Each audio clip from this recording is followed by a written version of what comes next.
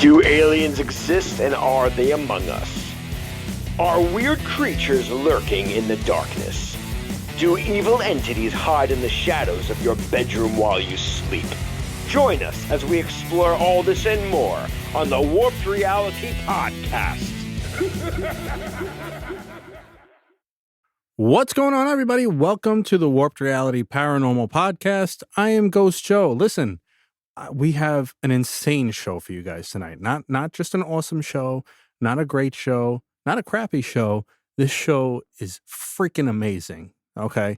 Not only do we have an awesome interview that Kreepy Ken and I had done with paranormal investigator and author Cyn Shrader Hill. I mean, this interview, wait till you hear it, guys. I mean, it has everything. Not only does Cyn Shrader Hill tell us all about, her work and all these great paranormal things that she's done and is doing, and all this great paranormal wisdom that she has to share.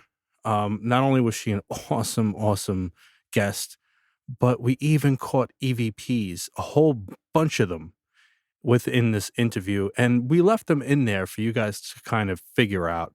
So if you figure them out and you hear them and you think you know what it's saying, definitely give us a call at 845-600-0744 or email me at ghostjoeny@gmail.com and let us know what you think it says, because we definitely really love to hear it. But if you wanted to, kind of cheat a little bit, we had done a live on YouTube just recently. So you could go check that out on YouTube right now.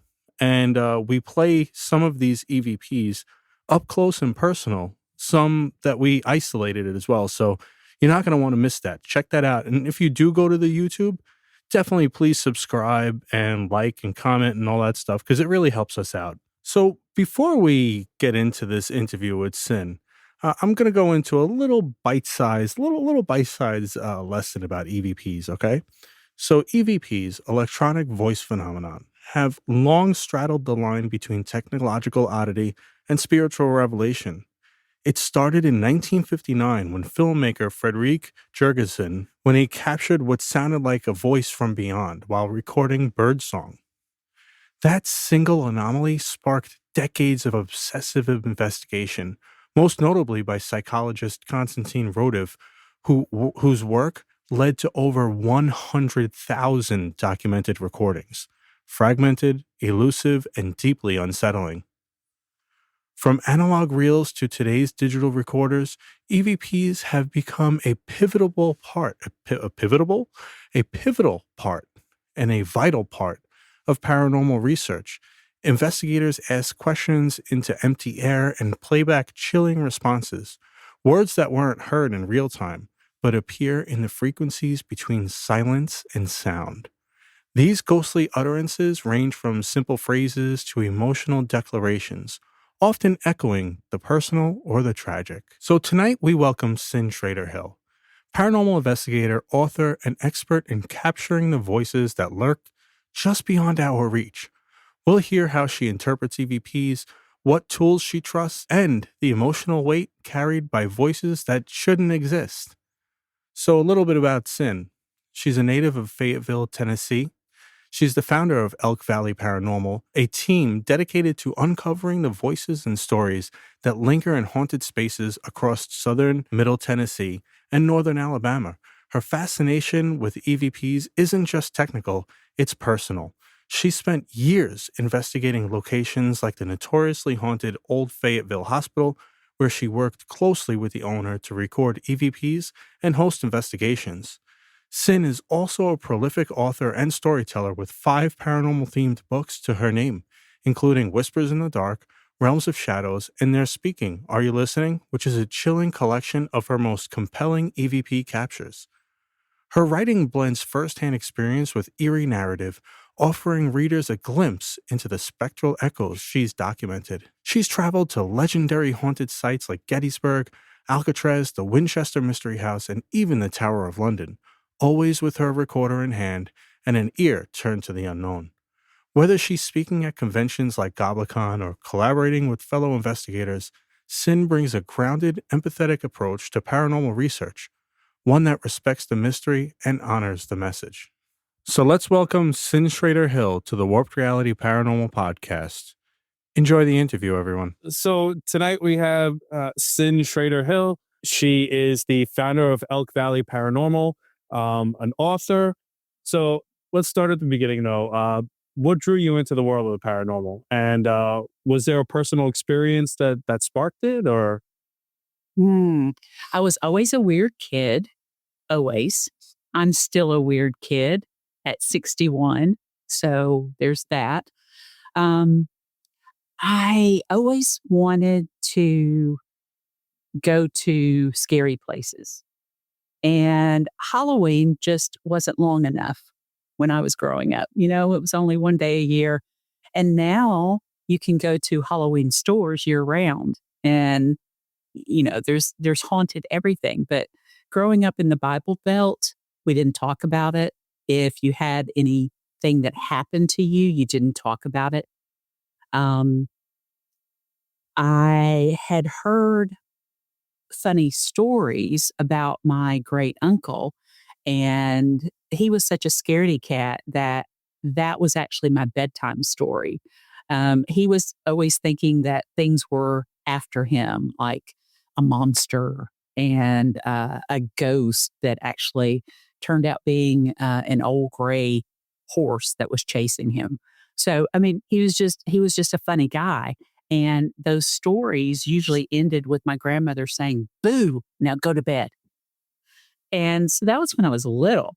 And it wasn't until 2013 I actually joined a group and had no idea I was sensitive at all.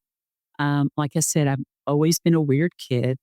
I had panic attacks really bad starting at the age of 10 and just thought the worst. Like at 10 years old, I was thinking, I've got a tumor. I'm dying. You know, just I was always a Right. serious kid and everything was always the worst. So fast forward to 2013 and the group that I'm with, one of the founders actually said, "You're sensitive." What does that mean? Joe's sensitive too. Don't call him any names. He gets sensitive. Really? See, No, not me. Not me. he should have told me that before this started. No, I'm good. I have tough skin. I'm a correction officer. I got tough skin. You can say a lot to me. You got to have tough skin then. Well, I mean, to be honest with you, I think it's kind of a prerequisite to be a little bit weird to be into this kind of stuff.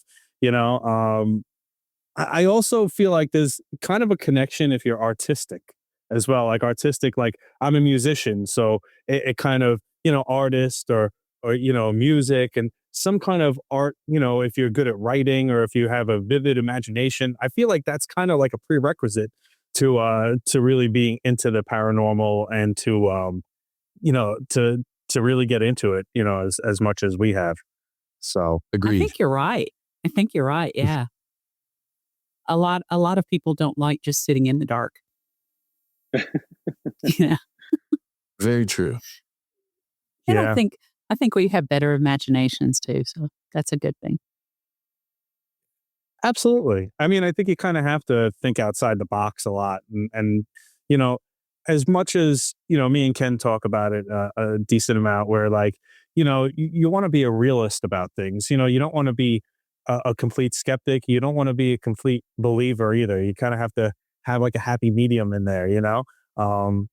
You know, like, all right, well, I heard this noise coming from upstairs, you know, let's see what it is. It might be a ghost, might not be, you know, could be something else, you know? So, you know, I feel like there's, you know, you have to have kind of a happy medium with that kind of stuff.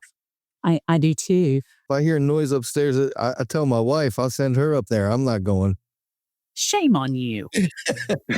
She's tougher than I am. Bless her heart.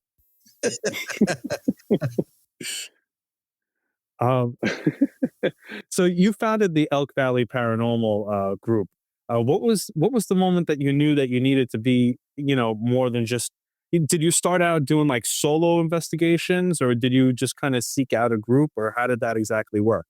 My cousin actually had a group come down from about hour and a half to 2 hours north of me from McMinnville called Ghost. It was Ghost Hunters of Southern Tennessee.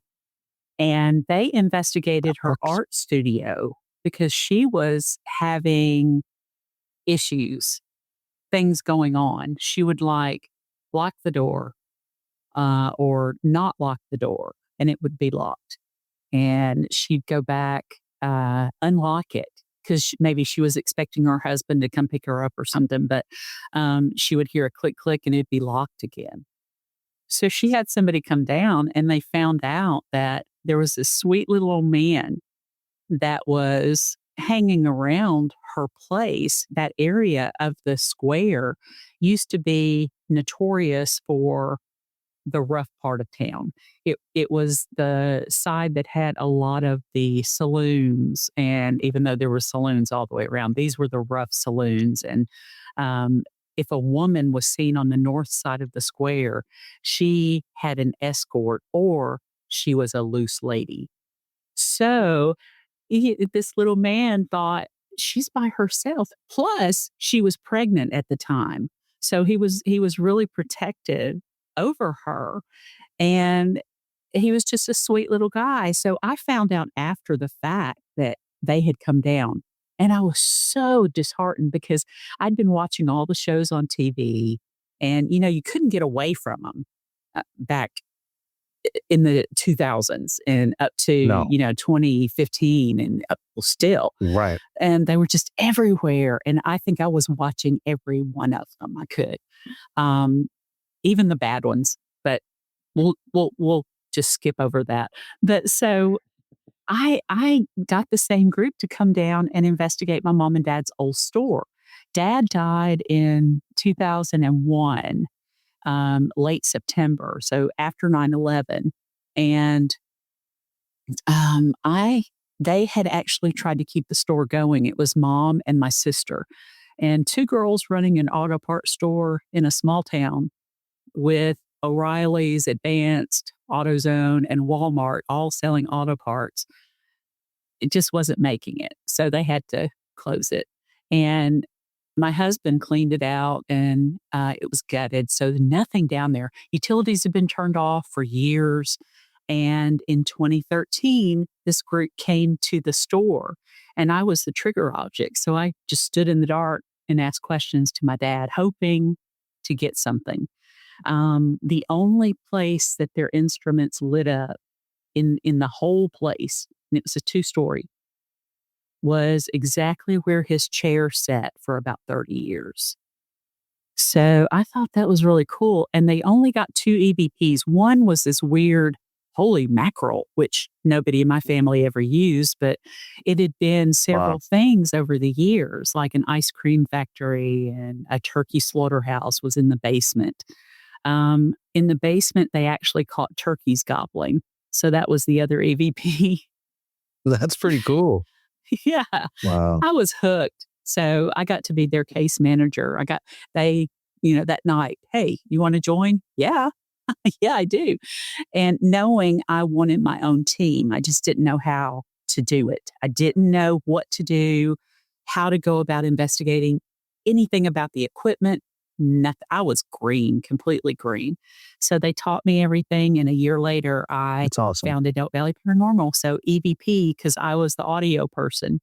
EVP for short.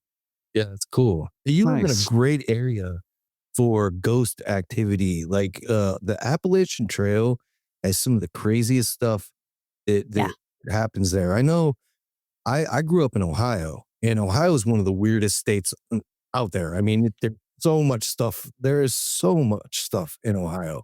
And then I moved to Charleston, South Carolina, about 6 years ago. And it's really, there's a lot of ghostly stuff down here too. I mean, but I was so used to having, all these different cryptids and crazy things that happen up there. And I come down here and they're like, hey, we got ghosts. And I'm like, oh, okay, cool. Well, that's kind of a letdown for me because I'm everything else. I mean, I like ghosts. Don't get me wrong. It's just like a stark difference, between there and where I'm at here. Because you're right about Bible Belt thing, like people will talk about that stuff more now than they did.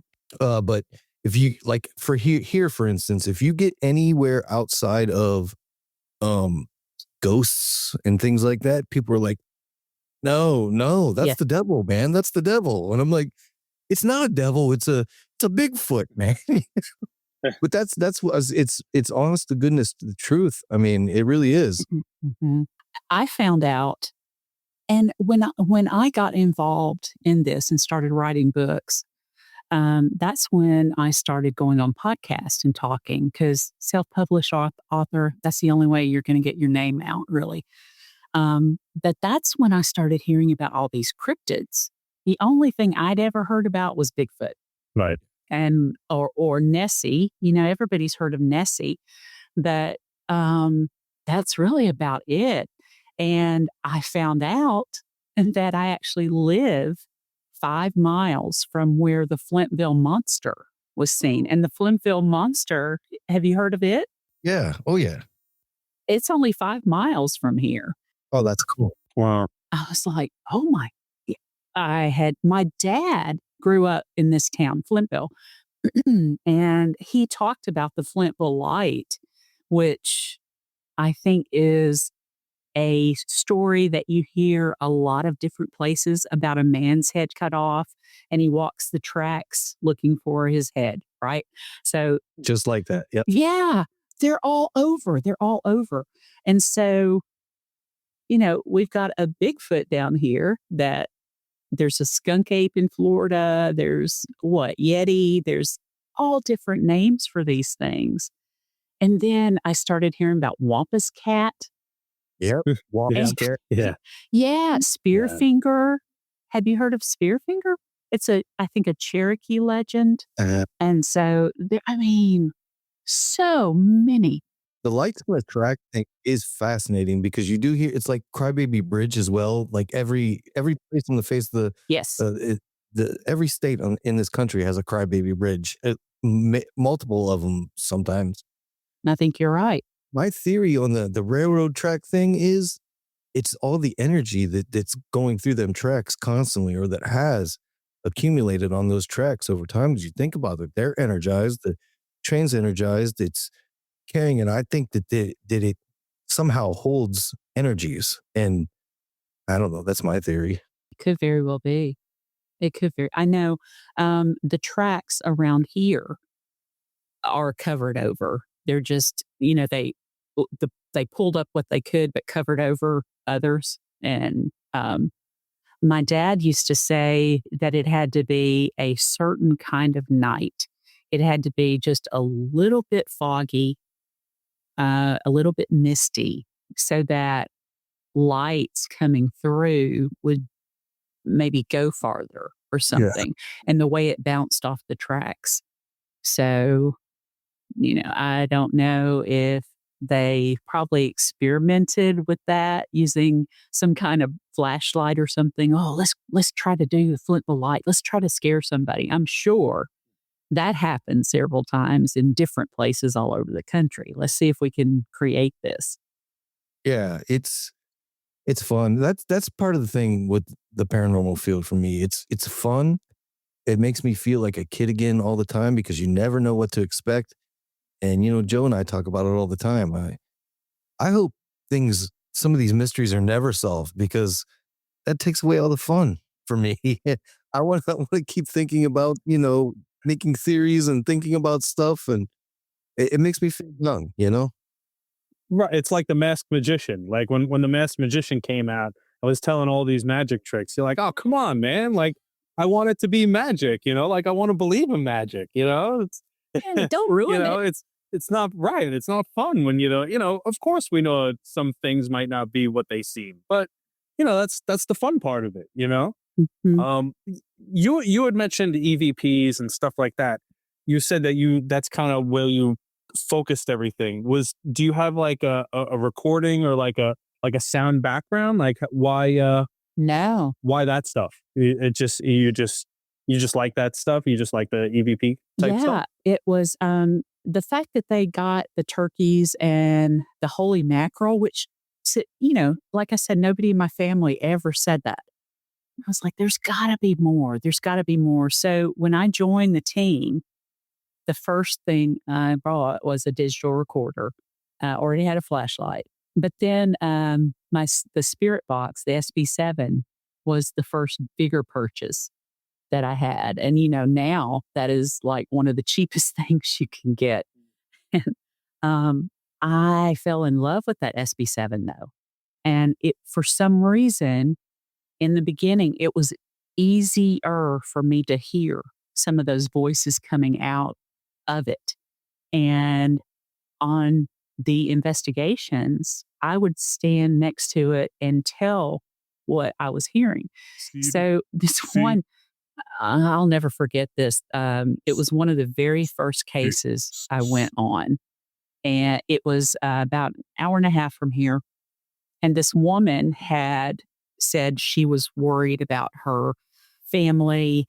Things were happening around the house. She had at one time used Ouija boards and studied dark magic, but she had thrown all that stuff away. So we come in. I have never in my life seen so many crosses, crucifixes, mirrors, and wind chimes inside a house. It was to the point where you just you couldn't really tell what color the wall was. I don't know what color the wall was. It was just covered with this kind of stuff. And just in case people don't know, our audience, I know, but can you explain the wind chimes in the mirrors? I didn't know at the time. It's like, we're all learning as we go. So at that point, I had no idea. I just thought it was strange that they were everywhere. I learned later that the wind chimes, once they ring, they lighten up with the vibration. That vibration goes through and lightens the area like a tuning fork, but also it can scare away negative energy or the lower vibration. The mirrors, it actually kind of shocked me. I had heard about portals and things like that, but what I was told specifically about darker energy is that they like to be, of course, as scary as possible when they show you themselves to you. But they don't want to see themselves. Who? They don't want to look at themselves. So put the mirrors up and they're not going to come in. That's why a lot of people have a mirror at their front door. No. Yep. Huh. Yep. Especially down south. A lot of people have mirrors at their front doors. Yes. And down here, they'll paint their porches or their doors haint blue. That's it. Every porch down here in Charleston has haint blue on the ceiling. Blue. My wife and I were sitting when we first moved here. We sat at a restaurant and it had a blue ceiling. We were out on the porch and we're like, what the heck is the blue ceiling? So then we went to, because it didn't match anything. And then we went to another restaurant like a week later and there's another blue ceiling. We're like, what the hell's going on with these blue ceilings? So we had somebody in the Geechee and the Gullah people that live here that from Africa that were brought over as slaves. That is one of their ways to keep evil spirits away from their houses, is to paint the ceilings of the porch paint blue. It's like a watercolor and it's supposed to represent water, and evil spirits supposedly cannot cross water. So that keeps them safe. And it tricks them into thinking that they're going to cross water. So they don't even try.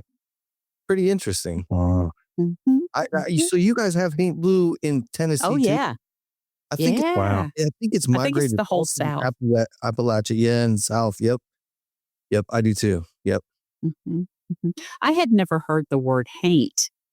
And a girl from Lynchburg, which is just up the road from us, where I'm in Lincoln County, Tennessee. And that is right on the border of Alabama and Tennessee. And we're 30 miles north of Huntsville, about 80 miles south of Nashville. But Lynchburg, home of Jack Daniels, is just right up the road. And she actually said something about, you mean you're going on paint investigations? I said, what? I'm going to, she says, I can't go around those haints. I said, what are you saying? Haint. Never heard it. Never heard that. I never heard it until I moved down here. Like, explain to you the porch thing. Like, I'm like, haint. You sure it ain't haunt or it isn't, something else? Like, what's haint? But you can literally walk into anywhere that sells paint down here and ask for haint blue, and they're like, oh yeah, we'll get that for you. And it's crazy. Like, what is it like a light blue? I'm a city guy, so I don't. Yeah. It's like a light blue. Yep. Oh, okay. Yep. Yeah, it's a little darker than baby blue. Gotcha. Yeah. Okay. It's a pretty color.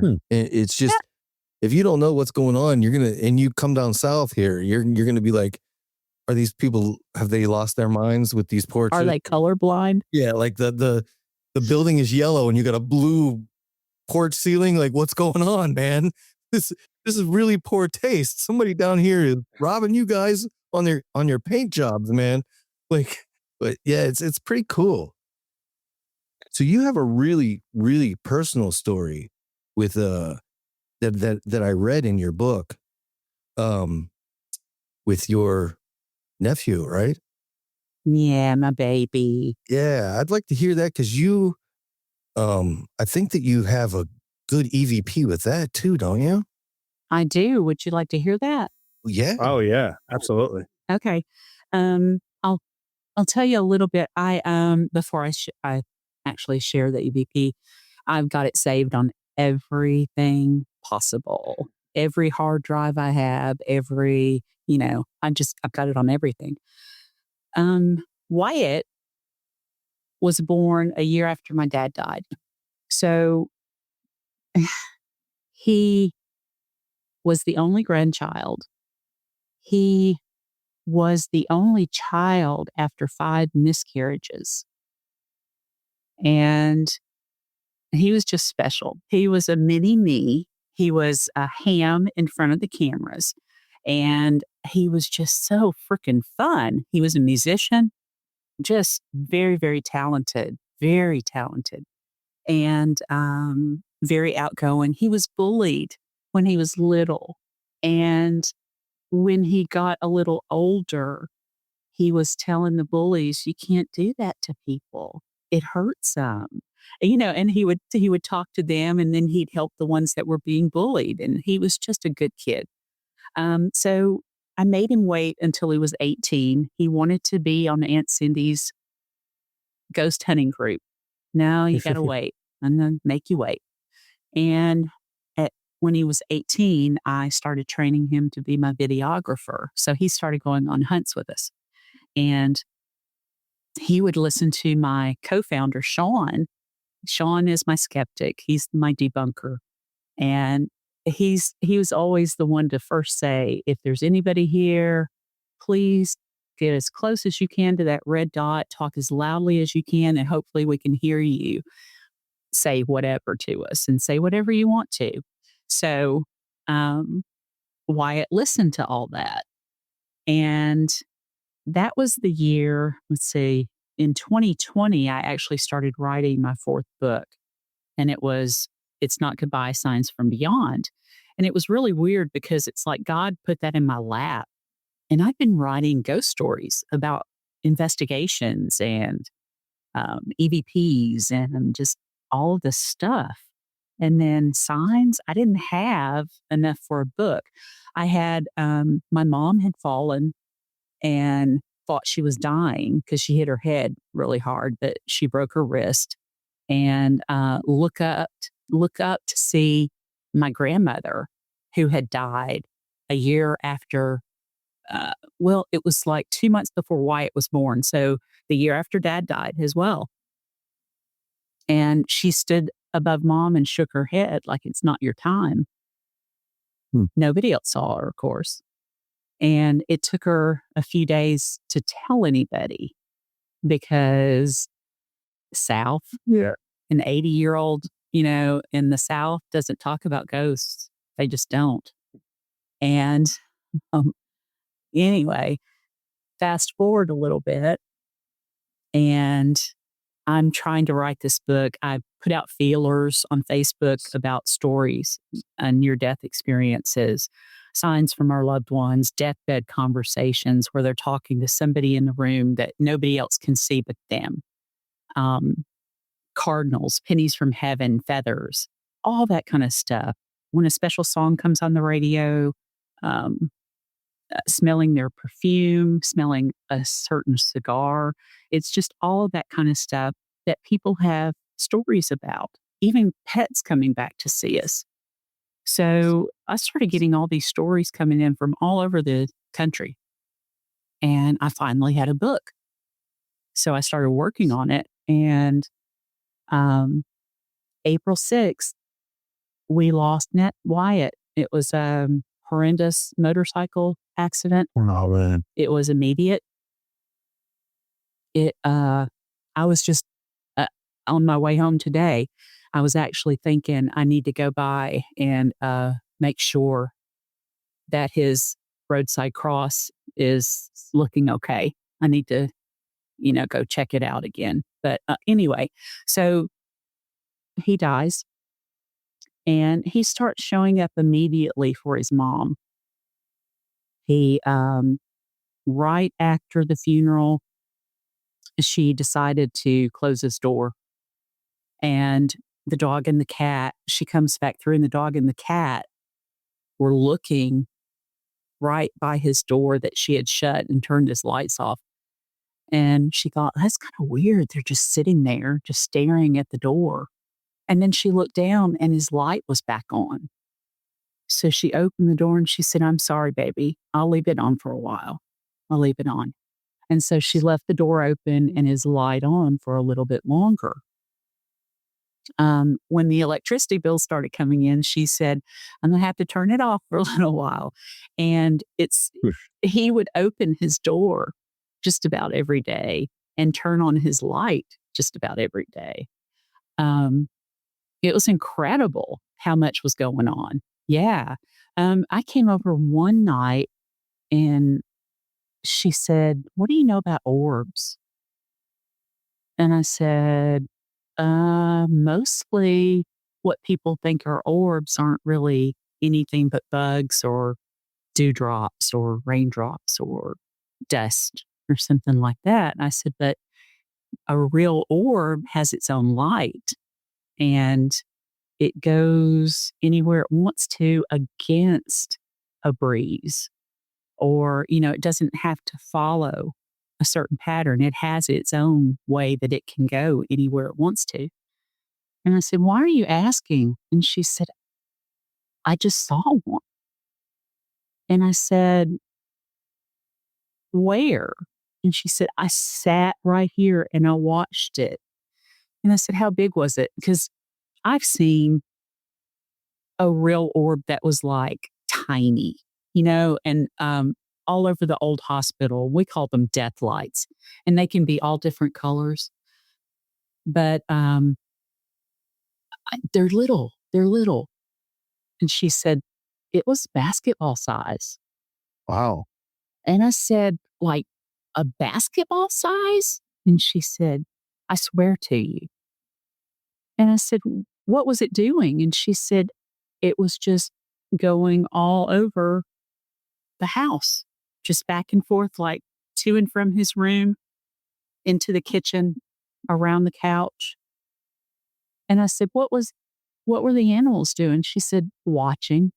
Oh, wow. And I said, how long? She said, it had to be about 20 minutes. I said, you talked to him? That was Wyatt.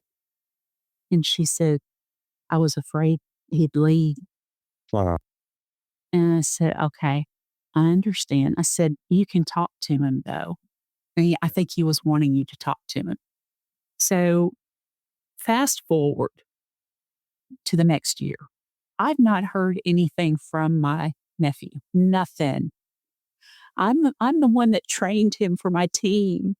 And I'm just about every day I'm going, Wyatt, come on now, send me some kind of sign, anything. I don't care. I don't care. Um, so in February of 23, and it was the 23rd, Susan, my sister, had something happen that was just wild, just wild. The way it happened, you can't say it was any other way but some kind of divine intervention. It was just too much, too many coincidences to be coincidental. So she was telling me the story, and I was taping it on my phone. And it's still any stories about Wyatt, we get teared up and can't help it, Yeah. and Right. probably never will get over that. But she was telling me this story. I'm taping it. TV's on, but it's on mute. The dog and the cat are both asleep. And my sister is talking and telling this story. You're going to hear her voice. After she told me the story, I had to wait just a little while I'm trying to find it right now. I had to wait just a little bit to transcribe it because it was just too raw. So in April, I think, is when I started transcribing this. 6 minutes and 42 seconds in, I heard Wyatt talk to me. And I froze. And I thought, there's no way. And I rewound it and I listened. It was my baby. And so I went and banged on the door, the bathroom door. My husband had said he was going to go take a shower. And I said, "Are you in the shower?" And he said, "No, what's wrong?" I said, "I need you to come listen to something." He said, "What's wrong? Who's hurt? What's happened?" I said, "No, nothing. I just need you to sit down and listen to something." And I played it for him. And he looked up and he said, "That's Wyatt." I said, "That's my baby." And it's I'll let you see if you can understand what he's saying. You're going to hear my sister talking. You ready? Yep. Absolutely. And Josh said, he said, "Your son's name was Wyatt and he drove an El Camino." And I said, "Yeah." And then he Did you hear that? Then he said, I heard it. He said, "Did you hear that?" Hmm. All right. Like almost as she's talking. So, and it sounded really close too. It sounded really close. Yeah. But it was over her. Wow. You want to hear it one more time? Yeah. Yeah. Wait a second. I didn't even know that was the EVP. That's insane. Yeah, I want to hear that again. Yeah. I want to hear Yeah. that again. And the thing, let me tell you too, the thing about it is he does a couple of taps right before it. We didn't hear that at the time either. And Two. when he's talking, he's smiling because he was a little prankster. And he had been listening to Sean say, "Get as close as you can to the red dot, talk as loud as you can."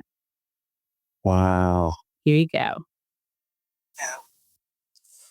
and I said, "Yeah." And then he Did you hear said, that? That's clear. Wow. That's clear. That's incredible. Yeah. That's one of the best EVPs I think I've ever heard, actually. Me too. I mean, that's, there's no denying that one. Yeah. There's no denying that. And that's his voice. That's like, wow. You had to feel incredible had- after that though, because yeah. you'd waited so long and then you get the grand finale. Like that's the grand finale in my book, Mm-hmm. Mm-hmm. And if I Wow. never get another one from him, it's okay because I have that one. And again, I tell you, I've got it saved on everything. Yeah, I would. Right. I would too, because you don't want to lose that. That's my baby. And yeah, if I just thought, I would have been digging into all my audio this whole time. Now in 2020, everything stopped and investigations, everything just stopped. So what I did mostly was help people over the internet, teach them how to cleanse their homes and sage and do that kind of thing. So, and even in 2021, it wasn't quite back to normal with all the COVID stuff. So we didn't really get started back investigating until late in 2021, I guess. And we were just doing few and far between investigations. What? But yeah, he was learning, and he learned Nailed it. how to get close to, yeah. Yeah. Wow. That's incredible, Wow. man. First of all, it's Yeah. an amazing story. And even Thank you. better is the evidence and the proof. And the EVP is one of the best EVPs I've ever heard. Flat out. Yeah. I mean, it's great. It's so good. And I've had several people say, people aren't going to believe that. And that's okay too. Because that was to me. Right. And that was my sign. Sure. And people said, oh, but you taped on your phone. You could have so much, interference, and you could have had another recording or blah, blah, blah. I don't care. I don't care what they think. So it gave me goosebumps. You know what? Yeah. I don't even care what I wouldn't even care what people think. Like that, No. because that's your personal experience. Like that's your thing. That was for you. So who really cares what anybody else thinks? Speaking Definitely. of the story that she was telling about is coming out in the next book. Oh, really? So when is the next? So So this next one, I actually had to split my signs book up. I had after I put my fourth one out, I had some more people say, "Oh, I've got a sign. Okay, I'll have a second book out." And I was getting so many near-death experiences that I thought I need to pull that out. So I just released a couple of days ago, Death's Doorstep, and it's near-death experiences, angel rescues, and spirit warnings. And then in a couple of months, It's Not Goodbye 2 comes out, More Signs from Beyond. And that story that she's telling is going to be in it. So actually, oh, I'm sorry, Ken. No, go ahead. I was just about to say, let's start back a little bit. When did you start writing? What was your first book? Like, when did you actually start, authoring stuff? I started editing for my really good friend, Mark Elliott Fultz, and he's a psychic medium. He's the one that does all the covers for my books and the illustrations for them. And I edit for him in return. So we kind of balance out each other. But I was editing his books at first, and a mutual friend of ours, Till Gray, asked me if I wanted to put in 4 short stories, true short stories, in one of her books. And so she kind of gave me the little push to get started. And I wrote those and thought, I can write short stories. Maybe that's what I should stick with. And that's what I've stuck with, because a short story is a lot easier for me to write than a long book. I don't know if I could write a long one, but short stories are doable for me. And I just started writing about things that had happened to me, my friends, things that had happened to friends of friends. And then, with that science book, I was having people from all over. So in 2018, Mark goes, when are you going to write your book? Yeah, I don't know. He goes, you got a book, you need to bring it out. And so he kind of gave me that extra push over to bring it out. The third book was actually supposed to be my first one, and I just couldn't figure out how to do it. I wanted everybody to be able to experience the EVPs.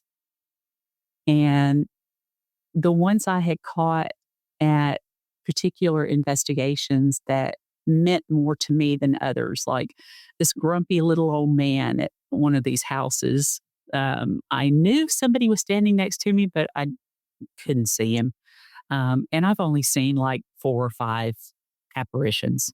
I hadn't seen a lot. I can feel things around me, but not all the time see them. But I knew something was around me, and I said, okay, I'm taking pictures. Follow me to the next room. And after about the 3rd time I said that, the EVP I heard later was, I got a better idea than to follow you around all night. It was just this grumpy little old man. I loved him. Yeah. So I wanted people to be able to hear those. And I wrote that 3rd book, wanting it to be my first one. They're Speaking, Are You Listening? And you can go on Elk Valley Paranormal to the evidence section. There's a drop down menu that's the They're Speaking tab. And you can listen to over 100 EVPs that are in that book. Wow. That's cool. Yeah. Yeah, very cool. So there's that. And then let's see. Wait, Mark and I did a fiction book. That was the 2nd one. 4th one was the signs. 5th one was the darker things, the one about the mirrors and the wind chimes, and that's in the 5th book. So 6th book just came out this week, and the 7th one is coming out in 2 months. Awesome. Wow. Cruising right along. I've got about 5 more in my head that need to come out. Wow.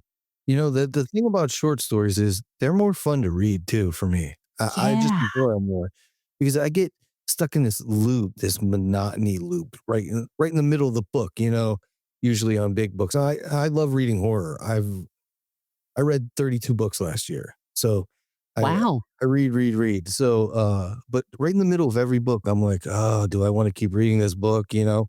With short stories, books with short stories in it don't do that for me because it's like a fresh book every chapter, Yes. And same with writing it. I can, okay, this one's done. Oh, I like that one. Let's go move on to the next one. Yeah, it's like doing a podcast, right? Like, what are we going to do our next episode, Joe? Well, let's figure something out. This is going to be fun. It's going to be the best episode ever. That's just how it is like that, Yeah. Yeah. So what is the craziest thing you've ever seen? The creepiest, scariest thing you've ever seen? I'm sure you get asked that question a lot. The weirdest was here in this county, and the business is still operating. So I can't tell you exactly where it is, or people would give them trouble. But a woman had gone in to sit down and had been terrorized. Something that was at this business would stomp around, would slam doors. It even showed itself on camera, climbing up into a desk chair, turning and looking at the camera. It knew where the freaking cameras were. Yeah. Wow. It was that intelligent.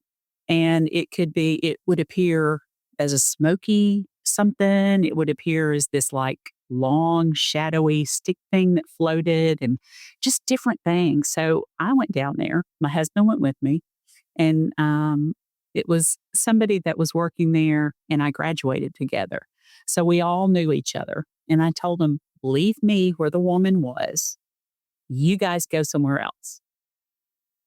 And so I sat at this desk, and it was one of those big old, I don't know what kind of wood it was, but it was dark wood, and it was shiny. Didn't have a glass top on it, but it was shiny. You could see your reflection in it. And so I had a sundrop, and Joe, you probably don't know what a sundrop is. Do you, Ken? No, I don't know. Holy cow.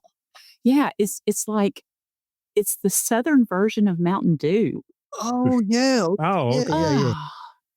I've never had one. Gosh. We're all about cheer wine here in South Carolina. Pretty good though. Yeah, Pretty good. But Sundrop, when I lived in Texas, Mom used to ship it to me.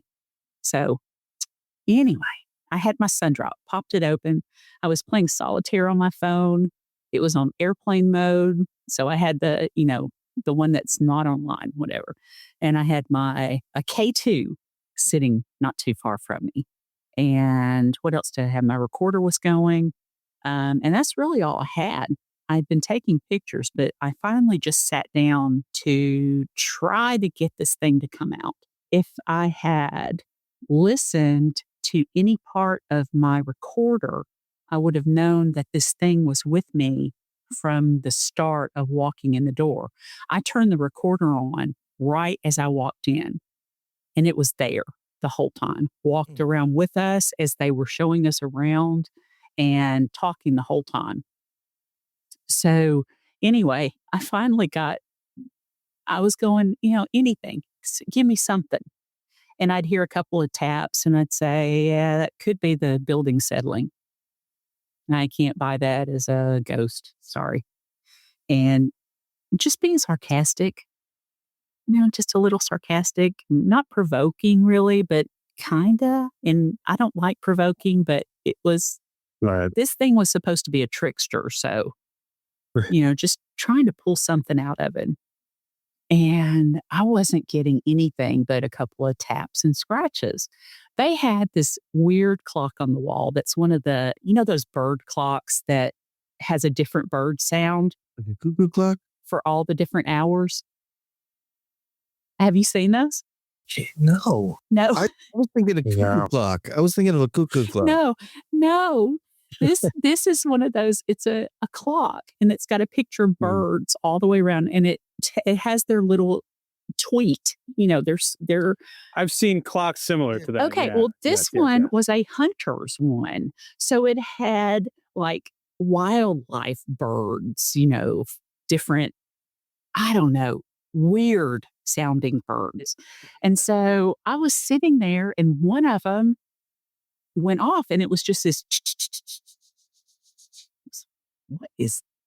I looked at the clock and I thought, that's weird.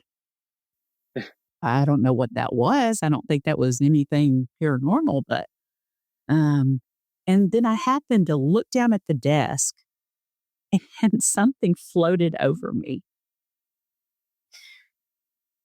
And I looked up at it. Of course, it was gone. And I thought, and I said it out loud. I think I saw something, but I don't know. I don't know. So it was this black, cloudy thing. It was like a puffy cloud that a kid draws, but it was black. And it had eyes, 2 eyes in it, and it was just floating over me. And I've never seen anything like that before or since. The EVP I got after it was me. Because I said, I don't know what this is. It was me. Wow. It was odd. That's insane. When you go in and do that, do you offer some sort of like if somebody wants to get rid of that entity or whatever, do you offer any services like that to like smudging or whatever? Because to me, here's my solution. If I saw something like that float over my head, man, first of all, this is the advice I'm giving them. Hey, you guys need to move all your stuff out, and here's a box of matches and some gasoline. Like, I'm done. That's how I would do it. But the thing's going to go somewhere. That's true. That's just true. Very true. And he wasn't hurting anybody. He was just being a trickster. I mean, he was, trying to draw attention to himself. He wanted to be seen, wanted to be heard, and wanted to be a little badass, but he was just a little trickster. And he was just trying to show himself in the most scary form he could. But I've not seen anything like that since. It was just weird. It is weird. My friend said, it's been here. It's not bothering anybody. We're not going to do anything to get rid of it. I just want you to come in and see if you can tell what it is. So it ain't human. I know that. It ain't human. Usually, they try to do this line, where it's either a ghost or it's an inhuman entity, good or evil thing. Do you think there's other entities out there that are neither good nor evil? They're just kind of there. I think there almost has to be, don't there? I do. I mean, just think of all the different people that we got. We got good people, really good, really, really, really good people, and really, really bad people. And then a bunch of us in the middle just kind of hanging out. So why shouldn't there be spirits like that too? Yep. And I mean, then you've got demonic and other. You've got, I mean, I've been wondering if all this all the cryptids, all the UAP, UFO, all that kind of stuff, all this is just energy. So is it all connected somehow? I don't know.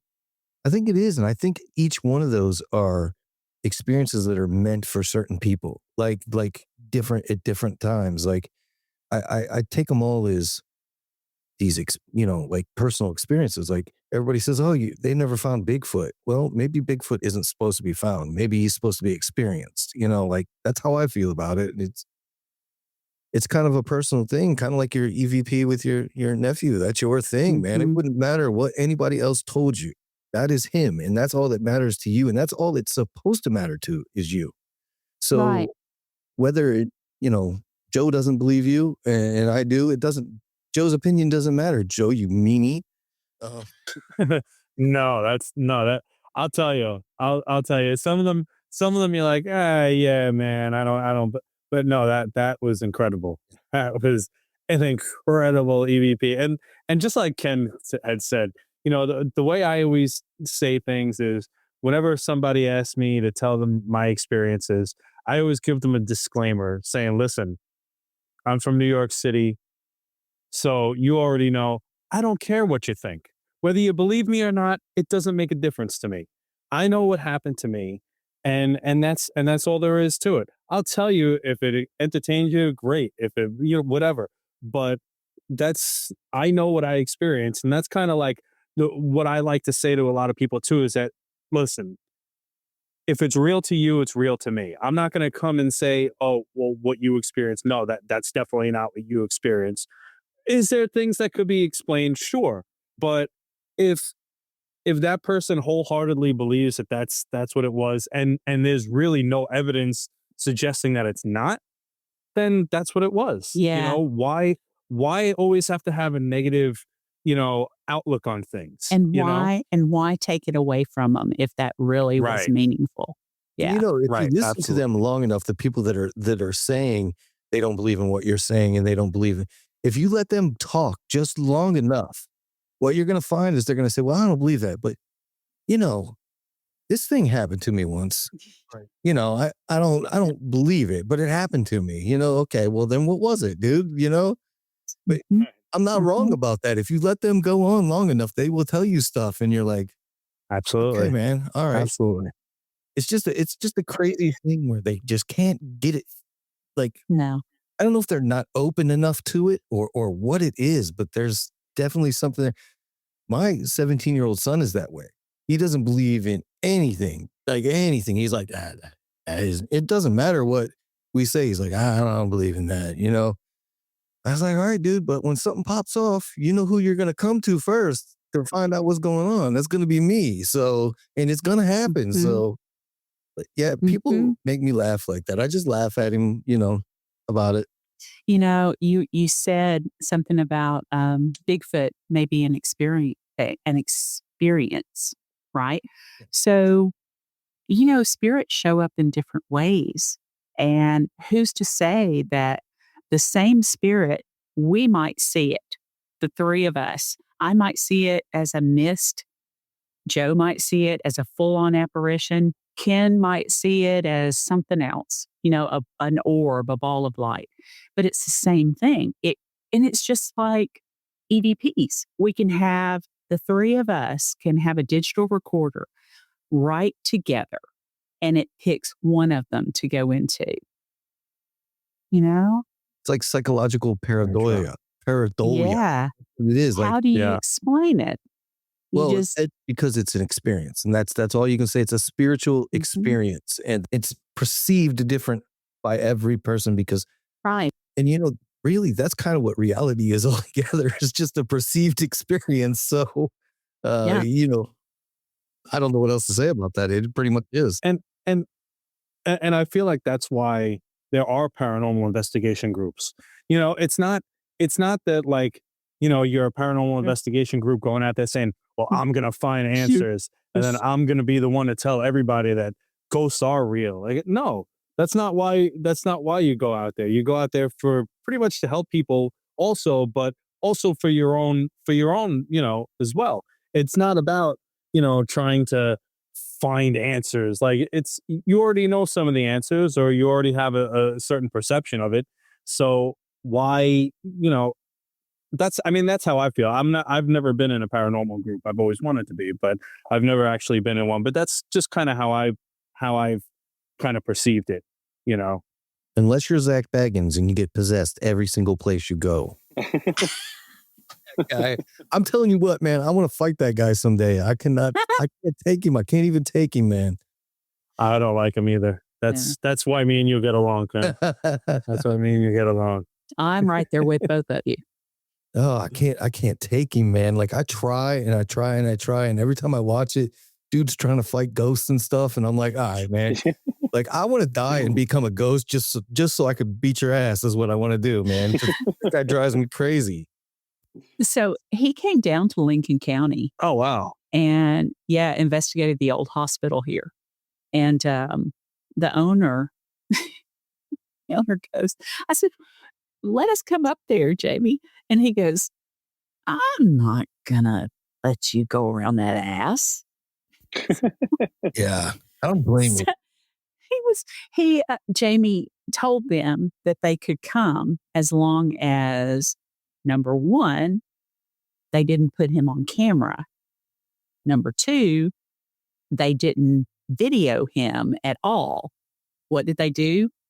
As soon as they got there and set up, they put the camera on him and were asking him questions. Jamie looks like a freaking serial killer when they turn the camera on him. He's so pissed, so mad. And he got through it. But once they went inside, there's a door that goes out on the roof. And it was open for some air because in the summer it's unbearable in there. So the wind caught it and made it slam, which, what is the one thing that Zach yells out every time? Did you hear that? Did you hear that? And Jamie goes, it's the door. And it did it again. And Jamie said, it's the door. And he goes, no, there's something upstairs. Come on, let's go. And they go running up. And Jamie, forgetting that he had a mic on, said, it's a door, you asshole. That's awesome. He wondered why the crew snickered. And then he walked away and realized, oh, fudge, I've got that microphone still on. Oh, man, that's the best story ever. Yeah. No, that's the best story ever. The guy's got the awesome. tool bag. I mean, you could just watch 5 minutes of that show and know, like, dude, just come on. You're trying too hard, bro. You're trying too hard. Listen, I know Ken hasn't watched it yet, but if you haven't yet, Cyn, you got to watch Grave Encounters. Have you ever seen that movie, Grave Encounters? No, I haven't. Okay, it's a found footage horror movie, and it's about a ghost hunting team that goes into a place, and hilarity ensues, and it's actually a really great movie. But the main character is totally making fun of Zach. I mean, it's down to everything, down to the 300 pair of jeans that he wears. $300 jeans, all that. Like, just for that fact alone, you should watch that movie if you don't like this guy, because it's great. It's great. Like, everything about that and how they make like, you know, that's who they're making fun of from the beginning, and you're like, wow, this is awesome. This is such a good movie just from that, you know. Um, let me ask you something about the EVPs too, though. With, you know, the fact that you're so much into the EVP aspect of it, is there anything that you've learned or that you've found that, you know, has made it a bit better, or like, is there anything that you've, you know, come across where you're like, oh wow, I didn't really realize that about EVPs, or, you know, any kind of interesting thing that, you know, maybe has helped you? I I found out, uh, and I was wondering why I was getting extra syllables sometimes. Like, it was almost like the ghost was stuttering, and I'm thinking, "Something's not right. Something's not right there." And so I would take the clip and I turned it around and listened to it in reverse, and it was a whole different sentence. Really? Wow. Yes. So they can speak forward and backward at the same time. Wow. I mean, Hmm. why couldn't they, right? They're on a different plane. Absolutely. Yeah. And Yeah. uh, I mean, their knowledge is all of ours put together and then some. And I think too, some people say, well, how did you get a German word? You know, we didn't have any Germans around here. Oh, yeah, we did. But two, I don't think it matters. I don't think language matters. I think if we go to I don't know, let's just say over to Madrid and nobody is speaking English and we get an English EVP, I think it's all frequency. We hear what we're supposed to hear. All Ghost right. spirits can talk, they talk through frequency. So why can't they Right. do any language whatsoever at the same time? Or Yeah, you're picking it up you're receiving it through something that receives frequencies. So that makes perfect sense. I mean, it's the same reason why we see, you know, everybody, people that are, I guess, non-believers or skeptics or whatever, always ask, well, how come ghosts have clothes on?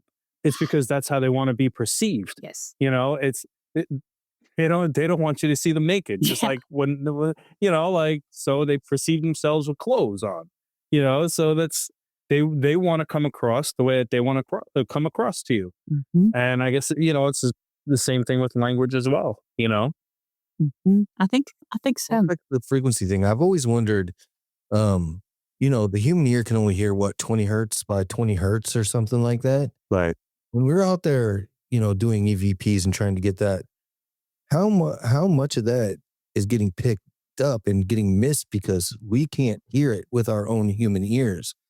I'd like somebody out there make a damn device that brings that forward into hearing range, you know, because that may be a whole new Yeah. thing out there, you know? There's got to be something too that helps us hear what we're missing. You know, that once we get our audio back home and we pull out EVPs, why didn't we hear those at that time? Right. Why couldn't we have heard any of that? So yeah, there's got to be some contraptions that haven't been. Maybe somebody's trying to work on some of those right now.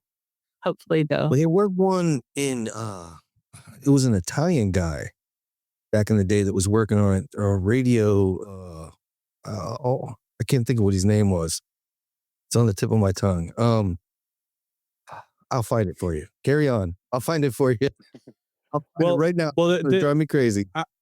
I had interviewed a guy not too long ago named Tony Rathman that has come up with Staticom. You could check that out. It's called Staticom, and his EVPs are phenomenal. I mean, and the way you've heard, like, his EVPs, you hear spirits talking with other spirits. Yeah. Having conversations with other spirits.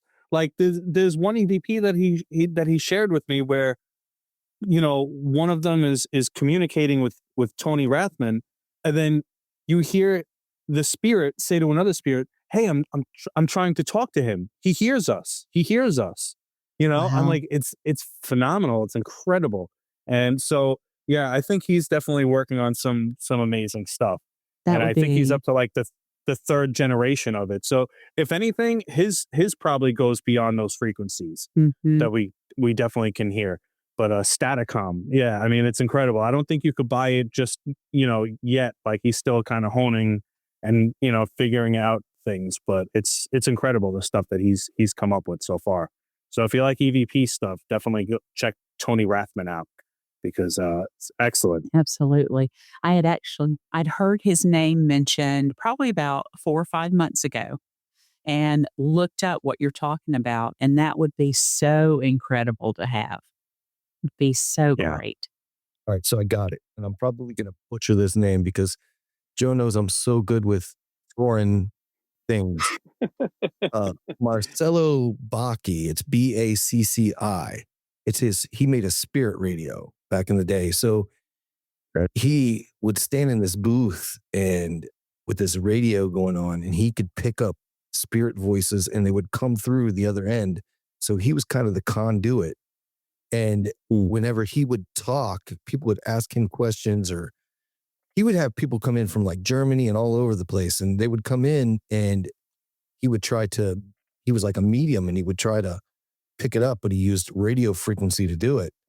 And then his radio would actually speak to these people in plain, like whatever language they spoke in, it would just come out of this radio that he had set up. It's a pretty incredible Wow. story. You have to check it out. It's really interesting. And it's really heavily documented too. So it's pretty neat. And what was his name again? Marcello Bacci, Bacci. We're slow. Italian guy. Yeah, Italian guy. Yeah. Yep. Yeah. So when you do your investigations, do you do residential as well? Obviously, then too, correct? Because I know a lot of people, a lot of places, a lot of paranormal groups are a little bit hesitant to do residential places due to, I guess, liability and lawsuits and all that kind of stuff. But you're totally open to doing that, right? Like if somebody needed help or whatever, or They have to fill out a questionnaire first because Okay. we found that most people want a show. They want Zach Bagans to show up and give them an entire show, and at the end of that hour, tell them exactly what it is. And, you know, we don't do that. We It's not reality. No. And I tell people, even those shows are over 3 to 4 days at least, and they take the highlights from it and narrow it down, and they've got like a 40-minute show plus the commercials to build that hour. So that's highlights from the days that they filmed. We can't do that. We go in, we get you to ask, or we get them to answer questions on a questionnaire. And then, number one, if they won't answer the questionnaire, they don't need us, right? And if they do fill the questionnaire out, we go over it, contact them, ask them a few more questions. And if anything is shady at all, we don't go. It's just, you just can't now. There's just too much going on. right. So a lot of times people will continue to play around with an Ovilus or an app in their phone, and they've actually caused something to be stirred up and don't understand why things are happening now. Well, you've just opened a door. And you shouldn't have, because number one, you didn't have somebody there with you who knew what was going on, or you didn't ask somebody, is that a good idea? Or should I not do it? Or whatever. But a lot of the times we found that I mean, they'll even tell you, well, we're not going to stop using this. Okay. Well, we can't help you then. We're not, if we come out there, it's not going to help. Joe and I talk about intent a lot when people are using, like, I mean, not even, they don't even have to be using anything for intent. I mean, you just sometimes think things into existence if you really want to, like, but when people are using these apps and these phone things and even a Ouija board, it's the intent, and everybody wants to see, oh, something scary, and you don't know what you're going to get, man. It's a flip of the coin. So you got to be real careful with intent. And I don't think a lot of people realize that, but it's huge. Even when you go into an investigation, right? You got to have a clear mind. You got to protect yourself, and you got to go in there with the intent that, with an intent that you don't want to necessarily stir anything up, but you just want to get the evidence because you don't want to get yourself over your head, But intent has a lot to do with the Yes. spiritual world. And you brought something up that is very important. That's safety. It's so important. And protecting yourself when you go into a situation. I had something happen that freaked me out completely. I thought I knew a little bit about EVPs, but when this happened, I was like, oh, I don't know what that was. And Mark, the guy that does my covers and everything, I told you he's a medium, he's a trance artist, he's a remote viewer. He's just my go-to. And he's also one of my dearest friends. But we did a residential, and a friend of the woman that owned the house reached out to me and sent me a video, and said, please tell me what this says. Well, I couldn't. She didn't attach the audio to it. So I wrote her back. I emailed her back and said, I'm sorry. Nothing is paranormal in your video clip, and there was no audio, so I couldn't hear anything. So I'm sorry I couldn't help you. It wasn't 30 minutes, but she sent me back 5 audio clips. They were about 2 to 3 minutes each. And one was next to a radio, which, drowned out everything. So you had to throw it out. One was in her kitchen. One was in the bathroom. One was in her parked car. Another one was somewhere else in her house. And she said, please tell me what you're hearing. So I didn't, okay, I'll go through these. Oh, well, the first one I heard was, they're not going to believe you. So, oh, wow. Okay. So listened a little bit more. And I mean, they were talking. There was very intelligent spirits were talking to this woman. And it was in each one, even the parked car. So I sent back, I took just a couple of sentences out of each one, sent them back. And they were all pretty much the same. Nobody's going to believe you. We're going to keep coming at you. You can't get away from us, blah, blah, blah. And so I sent those back to her, and she said, thank you so much. Thank you. No one has been believing me. My brother won't believe me, and he wants to talk to you. He's a police officer. And I went, wait a minute. I'm like, oh shit, what have I done? I don't think I've done anything wrong. I don't think so. So anyway, I said, why does he want to talk to me? And she said, because I keep telling him I'm being followed, I'm being harassed, and he doesn't believe me. Oh, okay. And I'm like, well, but these are spirits. And she said, I know. She said, would you tell him for me? Okay. So I gave the number. He called me, and he said, I can't believe you actually found something. I said, there was something in every clip she sent me. And he said, but she's been telling me for a while now that she's being stalked, that she sees these things watching her in hoods. They've got their hooded figures and they're all over the place, everywhere she goes. She'll be watching a movie and one of them stands up and walks by her and just stares at her.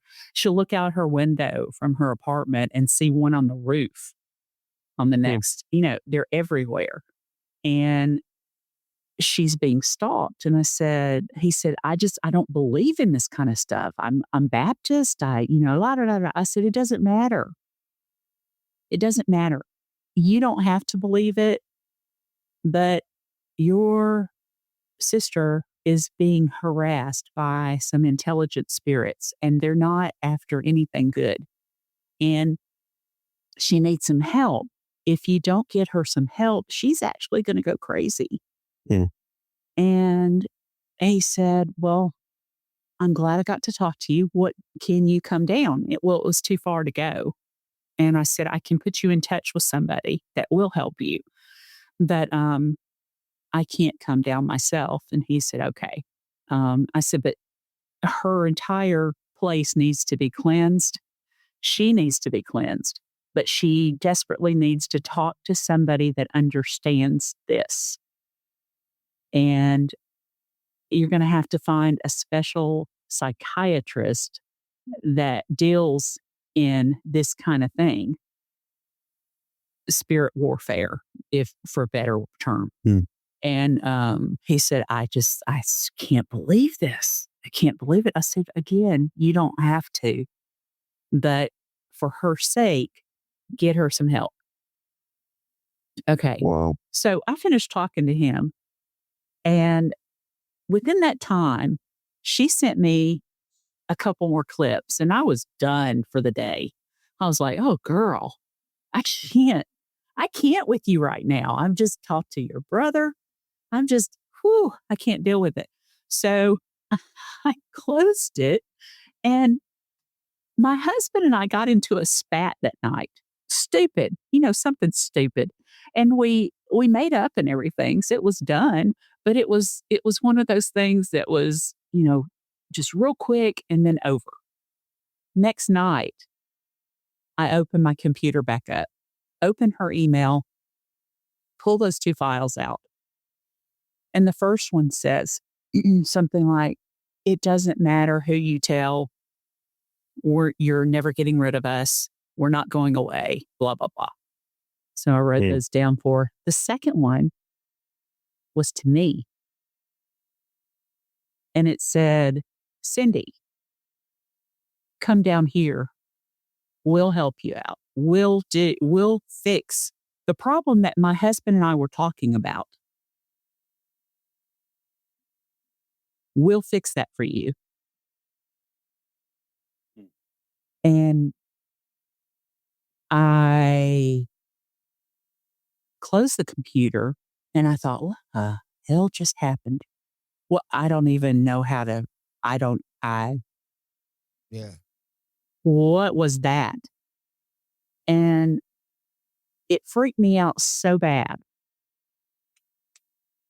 I had to go calm down just a little bit. And then I was calm enough to call Mark and I said, Mark, something happened that I don't understand and I need you to explain it to me because I don't know. So I told him what happened and he goes, calm down.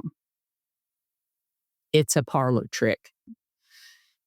Some of those spirits that are tricksters like that, or ones that try to be, the low energy, the ones that try to intimidate. If you don't protect yourself, they can come in and read your aura. They can read 48 hours of your energy. It doesn't matter that it came through the computer. They read your aura when they came through. And he said, you didn't do a prayer. You didn't sage. You didn't do any kind of protection. I said, no, I just opened my computer.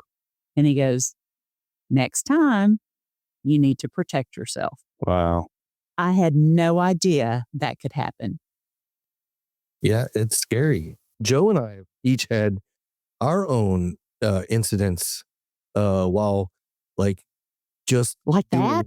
a podcast, something like that. It's similar. I mean, where we'll be doing a podcast with somebody, like doing an interview, like for instance, mine was doing an interview with a guy who was very much involved with spiritual warfare. He had bought a house up north he bought land from the bank, and it ended up being somebody's land that was an Amish family's land.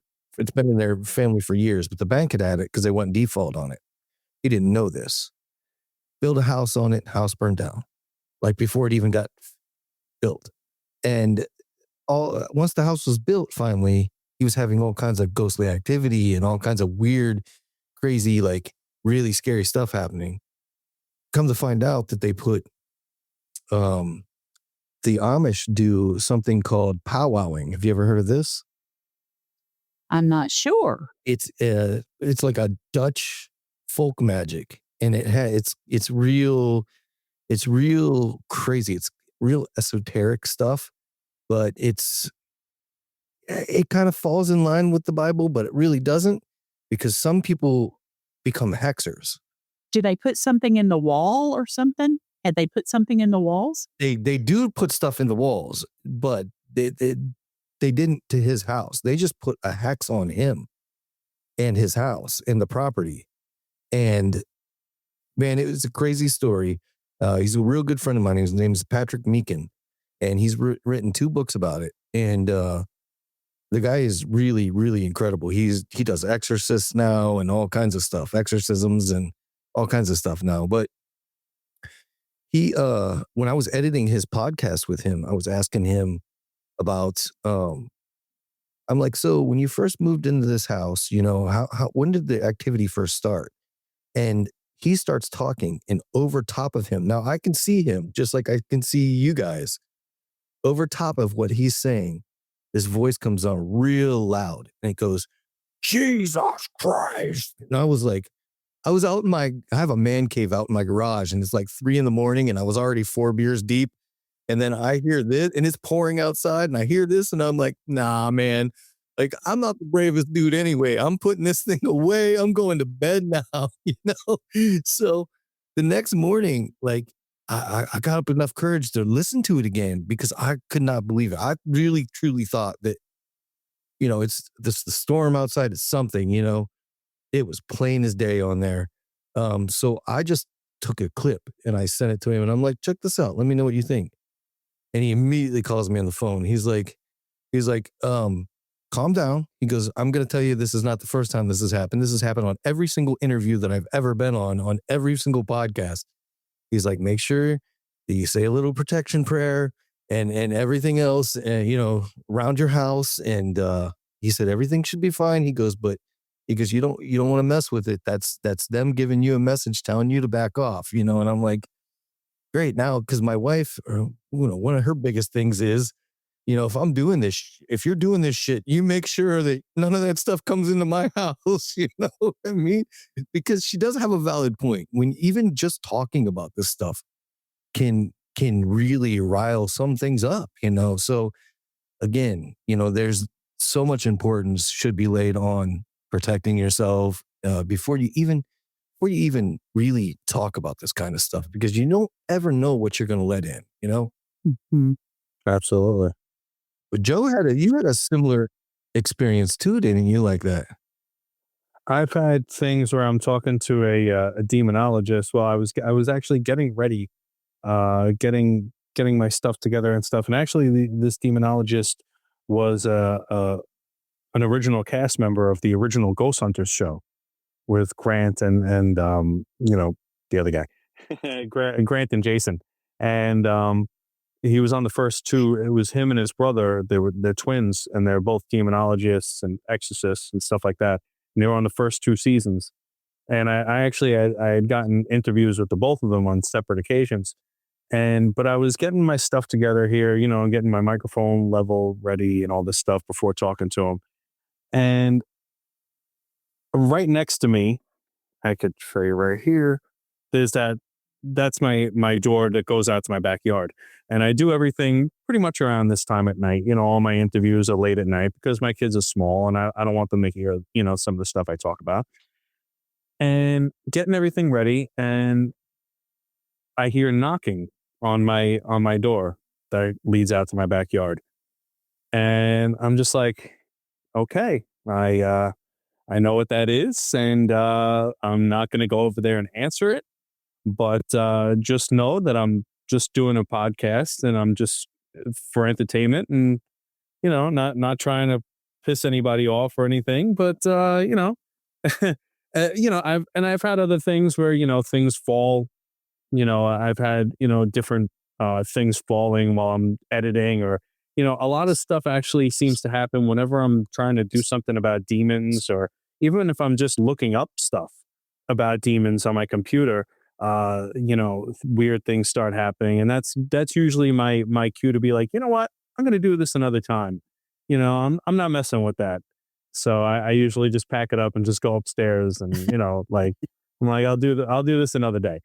I don't blame you. But yeah, Wow. yeah. It's been kind of crazy, but so what if somebody needed to get in touch with you or anything like that? Well, let's do that after this. What do you have coming up next? As far as I know you said you have another book coming out. Any kind of investigations? What's going on? Let's see. I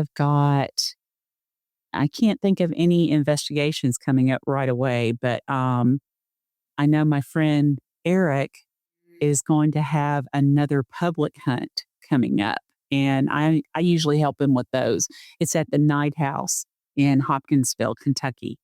And I think he wanted to have one in September.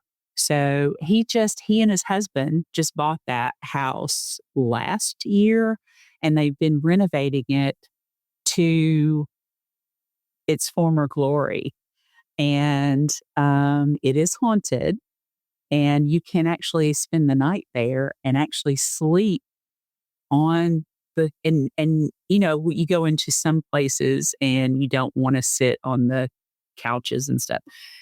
This place is made to like a home. So you can stay, you can sit, you can sit at the table and eat, you can lay down in the bed, go to sleep. So it's just really cool. Hopkinsville is a crazy place. That is Yes. Hopkinsville goblins. Edgar Casey's from Hopkinsville. All kinds of weird stuff there, man. It's a weird place. And in August, and I can't remember, it's mid-August, is the 70th anniversary of the Goblin incident.